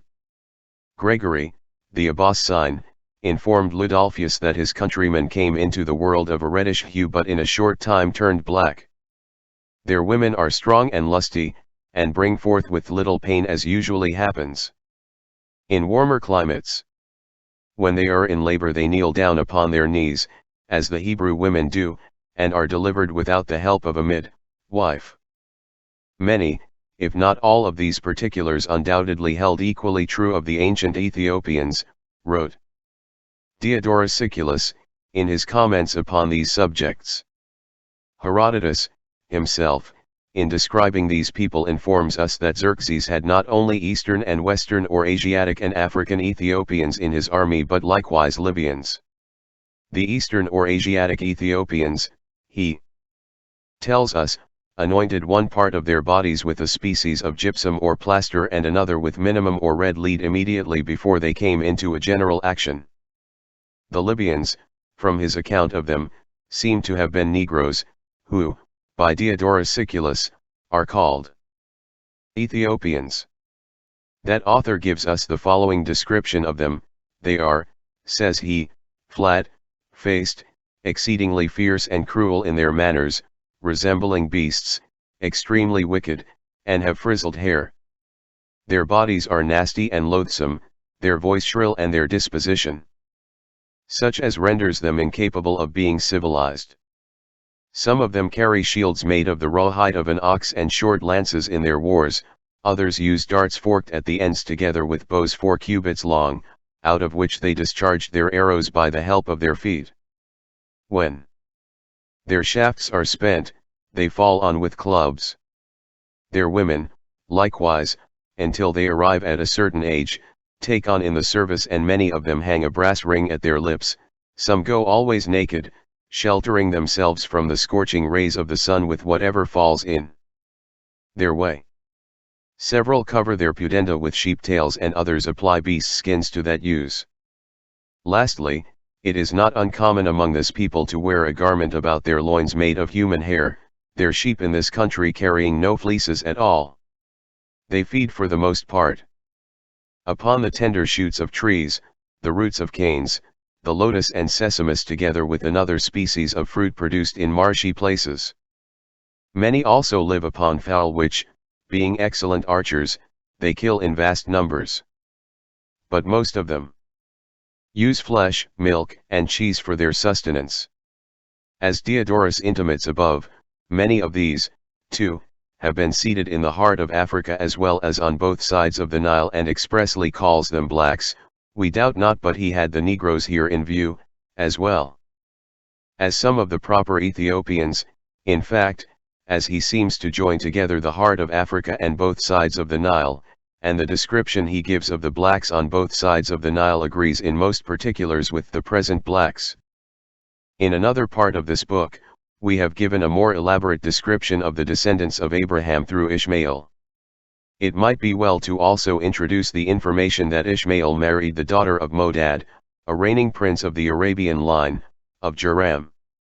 And she bore him 12 sons who became rulers of Arabia. These, according to Washington Irving, drove out of Arabia the primitive stock of Joktan.